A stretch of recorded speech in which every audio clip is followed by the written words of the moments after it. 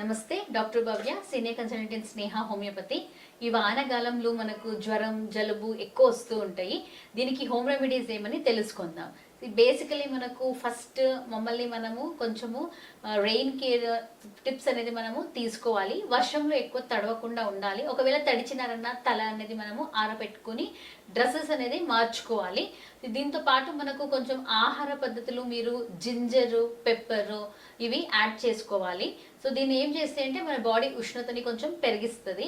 So కషాయాలు అంటే మనకు తులసి కషాయము, ధనియాల కషాయము ఇలాంటివి తీసుకోండి.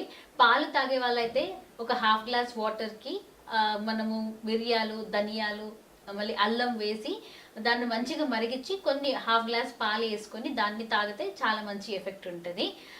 నెక్స్ట్ మనము డీప్ ఆయిల్ ఫ్రైడ్ ఫుడ్స్ ఇలాంటివి తీసుకోకుండా మనము జస్ట్ ఇంట్లో వండిన కిచిడి ఇలాంటివి తీసుకుంటే బాగుంటుంది.